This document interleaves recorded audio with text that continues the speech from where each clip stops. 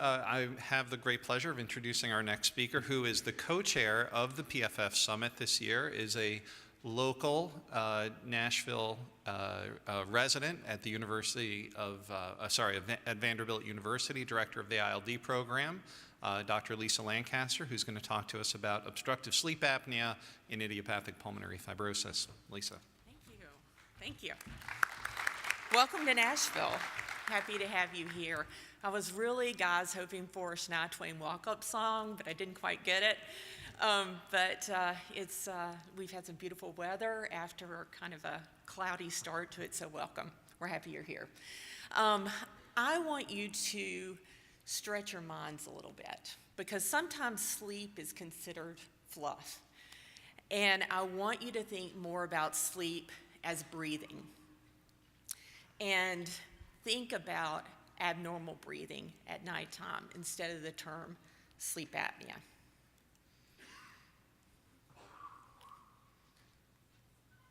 These are my disclosures. So let's first talk about sleep and interstitial lung disease and idiopathic pulmonary fibrosis. Most of the data I'm going to focus on is in IPF, because that's where we're just beginning to learn about sleep and quality from that population of patients with interstitial lung disease, but it likely ends up carrying into other restrictive interstitial lung diseases. So patients with interstitial disease and IPF tend to have poor sleep quality. Their sleep is fragmented. Cough, reflux, shortness of breath, periodic limb movements, and hypoxia interrupt that sleep, as well as obstructive sleep apnea. And there's a sympathetic nervous system activation that we're just beginning to better understand. The sleep architecture, or the different stages of sleep, are abnormal as well, with lighter stages of sleep, and then more stage 1, stage 2 sleep, but less deeper sleep, REM sleep. And that's important for cognitive function and rest. Breathing is different in idiopathic pulmonary fibrosis when we're awake and when we're asleep. There is an increased minute ventilation. Respirations are more shallow and rapid.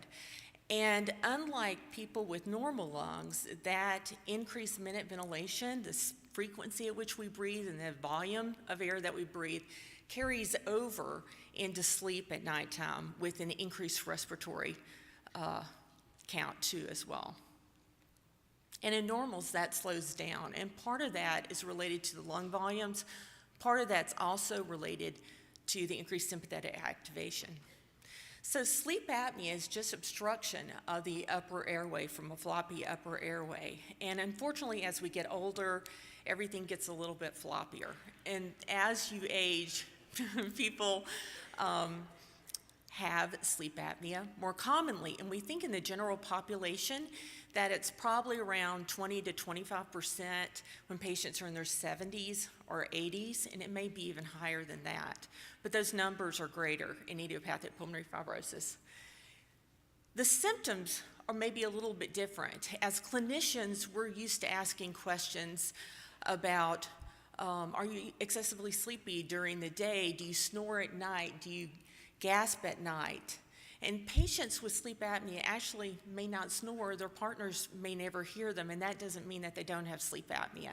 Symptoms may be more subtle, and they include non-refreshed sleep, frequent spells of waking up, even getting up and going to the bathroom that we usually consider a symptom of the prostate may in part be related to sleep apnea. Interestingly, the risk factors for obstructive sleep apnea also overlap with the comorbidities of idiopathic pulmonary fibrosis, and I've highlighted them here.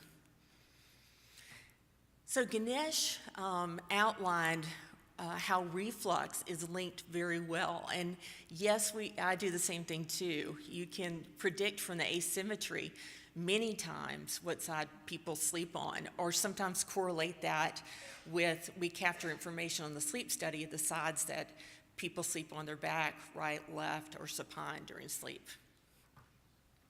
So how does that connect to it? What exactly is going on? So the upper airway gets occluded, And when the upper airway is occluded, kind of much like being strangled, you're still trying to breathe in sleep apnea or sleep disordered breathing. So it creates a negative pressure in the chest. And that negative pressure creates a transdiaphragmatic differential pressure, so greater in the abdomen, less in the chest, and the juices in the stomach can get sucked up into the chest and even up and spill into the lung from the esophagus. It can promote lower esophageal sphincter dysfunction as well too. Proton pump inhibitors, one thing to think about is that only changes the pH but doesn't necessarily stop the juices from coming back up. So the story with sleep apnea and IPF really started with Mermingus and Jeff Chapman when they looked at 18 inpatients at the Cleveland Clinic, and they found that 11 of the 18 had confirmed sleep apnea when they had nocturnal polysomnograms that were done as inpatients. The remaining 7 had some disturbance in their upper airway with primary snoring and upper airway resistance syndrome, and this was published in 2007. In 2009, we published an article looking at sleep apnea and idiopathic pulmonary fibrosis because mainly we began noticing more patients had sleep apnea as well as idiopathic pulmonary fibrosis. And I studied sleep medicine at Vanderbilt and gotten boarded, so I go through those usual questions when I see patients in clinic. And so the study involved patients doing questionnaires, including the Epworth Sleepiness Scale, as well as the Sleep Apnea Sleep Disorders Questionnaire. And depending on whether or not they had positive findings or any risk of sleep apnea with the questionnaires, they were diverted either to a research sleep study or to a regular sleep study with a sleep physician in the sleep lab. We use the definitions laid out by the American Association of Sleep Medicine to define sleep apnea, what's an apnea, what's an hypopnea. But it's interesting to note that this is one of the few diseases where how we define what the diagnosis is done in 2 different ways, depending on your insurance. So if you're a Medicare patient, you're scored with Medicare criteria. If you have other insurance, you're scored by the American Association of Sleep Medicine criteria that Medicare doesn't adopt yet. Their criteria is a bit more stringent, but hopefully that one day will all be merged together and we'll all use the AASM criteria. So what we found is that 88% of IPF patients had obstructive sleep apnea with an apnea-hypopnea index of greater than 5. And that actually, most of the patients had moderate to severe sleep apnea, and 68% actually. So that evolved then with maybe about 3 months later, Mermingus published a similar manuscript where he looked at patients with early disease or newly diagnosed disease, where we had looked at a whole spectrum of disease in patients. So his 34 newly diagnosed patients with idiopathic pulmonary fibrosis were not on therapy, they weren't on oxygen, but he found that 59% had obstructive sleep apnea, so still significantly higher than the general population. In 2012, one of our actually residents at the time who went on to do pulmonary critical care fellowship presented an abstract at the American Thoracic Society meeting. And her question was, how did patients do that were diagnosed out of our 50-patient cohort with sleep apnea who went on to take or use CPAP therapy, how did the compliant patients do versus the non-compliant patients? Well, the interesting thing is that out of the group that were compliant, if you look at the bottom in the time in months, listed there are the number of deaths that occurred. No one died until the 5th year of the compliant patients, where we had deaths as early as the first 24 months in the non-compliant group. So that made us really wonder what's going on here and what's the interplay between sleep apnea and idiopathic pulmonary fibrosis.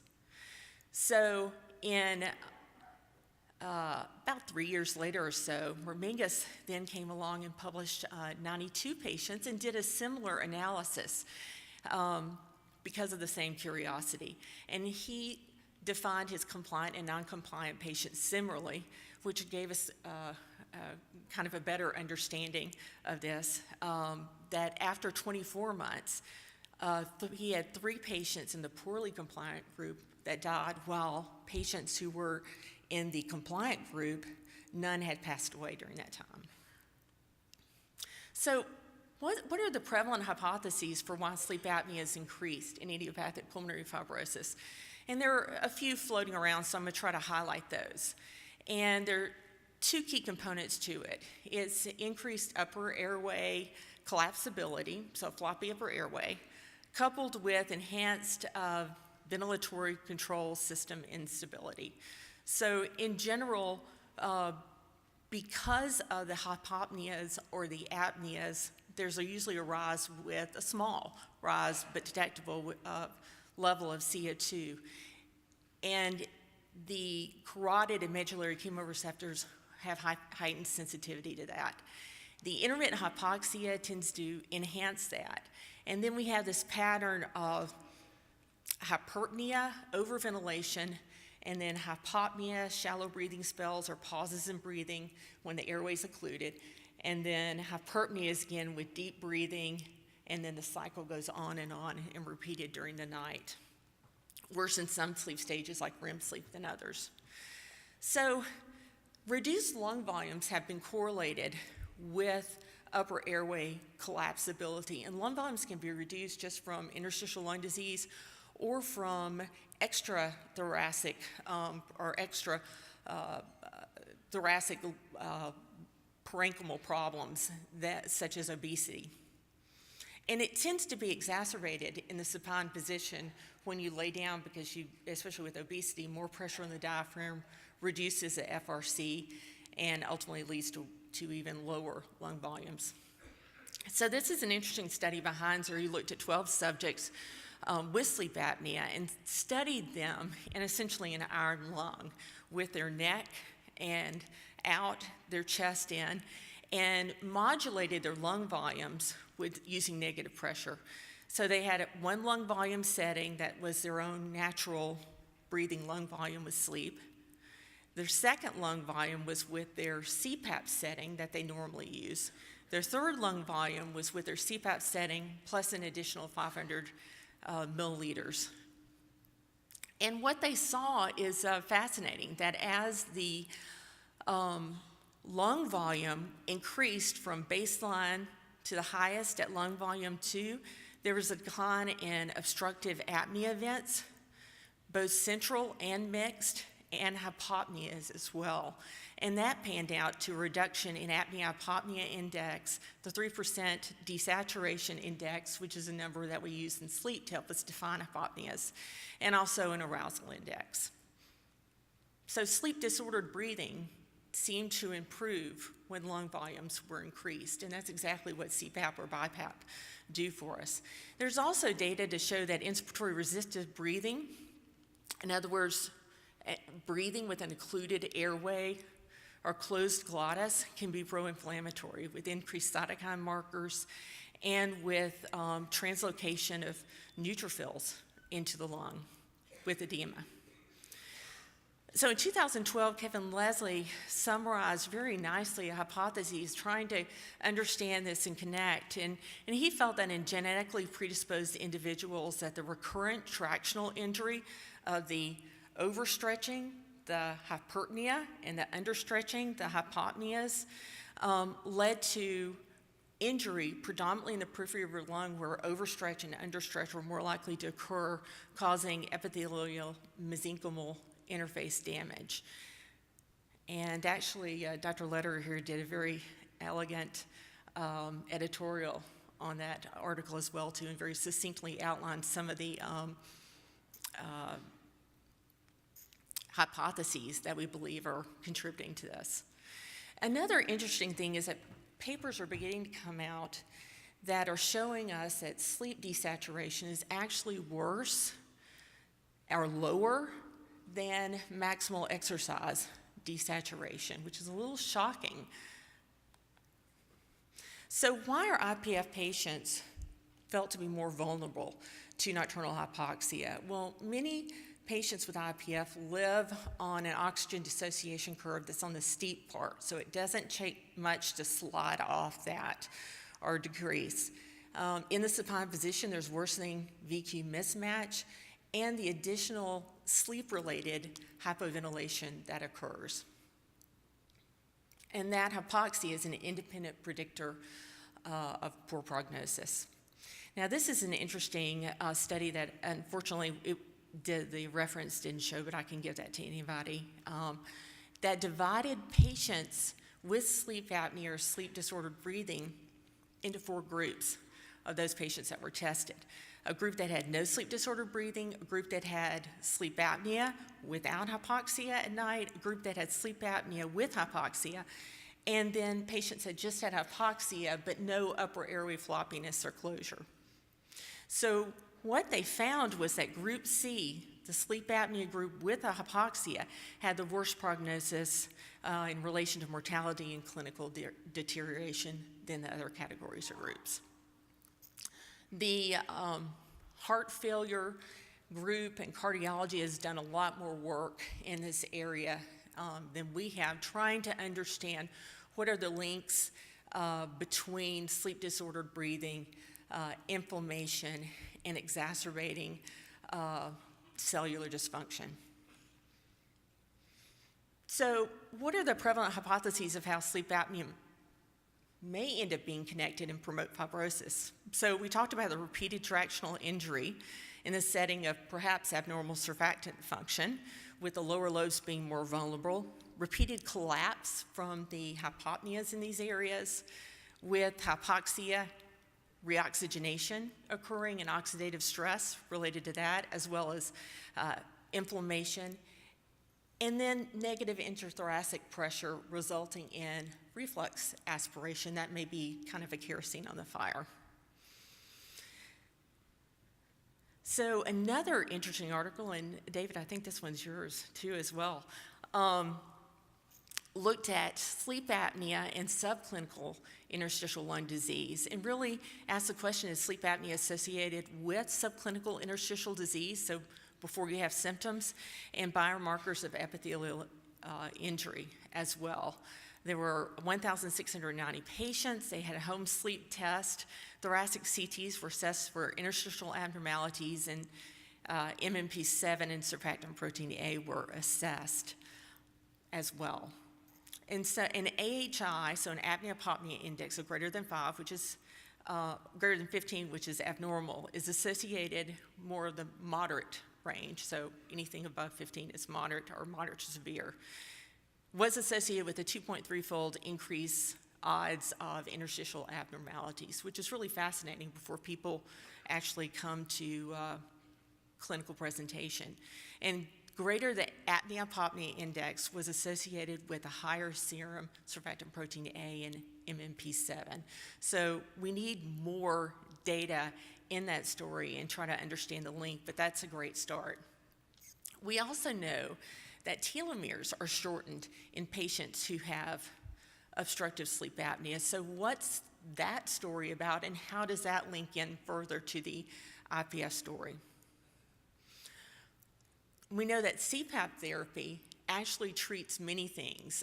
From the heart failure literature, we know that it's somewhat anti-inflammatory and decreases oxidative stress biomarkers, decreases lipid peroxidation, decreases adhesion molecules, as well as lowering reactive oxygen species.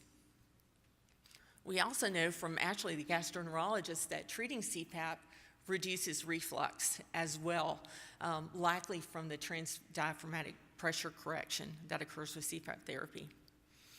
And also CPAP has been shown in IPF patients to possibly improve survival. Mingus felt very positive about that data that he had from 2 years ago in 2015, and activities of daily living, as well as sleep quality and quality of life. So in summary, sleep apnea is more common in patients with IPF. It's linked to risk factors of IPF, comorbidities of IPF, and I do wonder if we need to look a little bit further and wonder if IPF and sleep apnea and reflux perhaps have a triad, a phenotypic triad of a special subset of patients with IPF. Do we need to name this, and can we possibly link this phenotype to a specific genotype? More research is needed there, but I greatly encourage you to think about having a sleep study and for patients to talk to their doctors about having a sleep study, because we can't tell from symptoms alone whether or not sleep apnea is present. Thank you.